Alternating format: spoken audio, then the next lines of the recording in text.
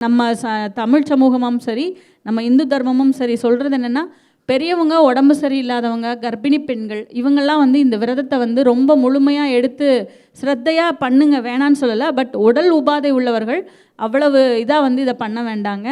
உடல் ரொம்ப நல்லா இருக்குது, ரொம்ப யங்காக இருக்கும், எனர்ஜெட்டிக்காக இருக்கும், இன்னும் எனக்கு நிறைய விஷயங்கள் வேணுங்கிறவங்க இந்த கந்தசஷ்டி விழாவை வந்து முன்னிட்டு அந்த 6 நாட்களுமே முடிந்த அளவு பெரியவங்க என்ன பண்ணுவாங்கன்னா, ஒரு தண்ணீர் வச்சு அதில் மிளகு போட்டுருவாங்க. மிளகு எதுக்காக அப்படின்னு பார்த்தீங்கன்னா, அந்த உடம்பு வந்து பார்த்திங்கன்னா, நம்ம நிறைய விரதம் இருந்து அந்த உடலுக்குள்ளே இருக்கிற அந்த சக்தி அது அப்படியே வந்து ஒன்றுக்கு ஒன்று வந்து எரிக்க ஆரம்பிக்கும். நம்ம உடம்பில் இருக்கிற தீய விஷயங்களை எரிக்க ஆரம்பிக்கும்.